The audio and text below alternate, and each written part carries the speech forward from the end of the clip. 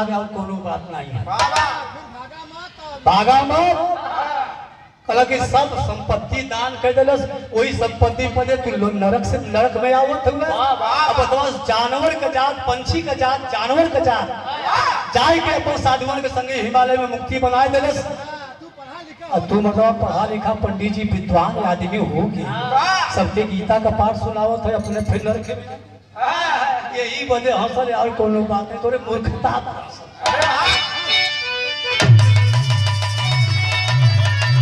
जिस मायावी दुनिया को आया हिमालय छोड़।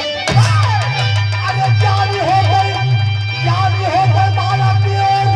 अरे नव के देखा वो, अरे तजोर चाहता तब, अरे जोर चाहता नाग सैदा जिया हो काशी।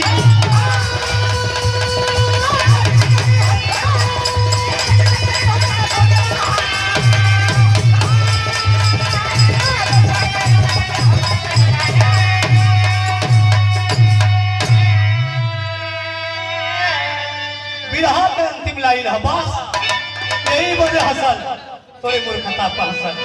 सबके तू ज्ञान सिखावल, सबके गीता का पाठ तू करावल, तू खुद ही मूर्खे रह। प्रधान जी अच्छा प्रधान जी, ये हमारे छोटे भाई सीताराम तेज सिंह यादव ग्राम भूतपूर्व ग्राम पिगलीपुर के भूतपूर्व ग्राम प्रधान है। हमारे छोट भाई हूँ, बड़ा प्यार दुलार मिला भाई के बार बार आशीर्वाद हम मालिक सुखी रखे। बिरहा का आखिरी लाइन छाप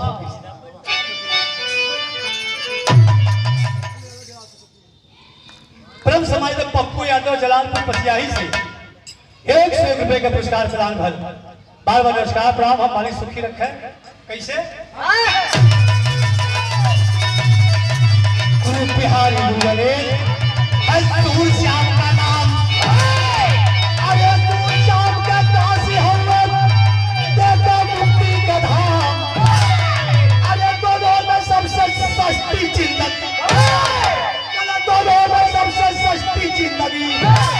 अरे नाम दरी यह गीता कला, यह गीता का पाठ हमरे स्वर्गीय ज्ञानदास बाबूजी सुनत रहन, पढ़त रहन। देखा गीता सुनने में इतना भाव विचार विभोर हो जाला। जे गीता सुनी, जब कुकुर राजा हो सकला, किलना राजा हो सकला, तो मगवा हम तू मानो ही हम सुन जाई गीता, तब फिर मानो तब मिलबे करी। ये लिए सबसे निवेदन है कि गीता सुना लो, गीता का पाठ करावा और सुना। स्वामी परम पूज्य स्वामी अड़घानंद महाराज भी कहते हैं, मानव गीता मानव जात का एक सबसे बड़ा ग्रंथ है, बहुत पवित्र ग्रंथ है मित्रों। गीता सुनने विचार धारा बदल जला, मुक्ति का धाम मिल जला।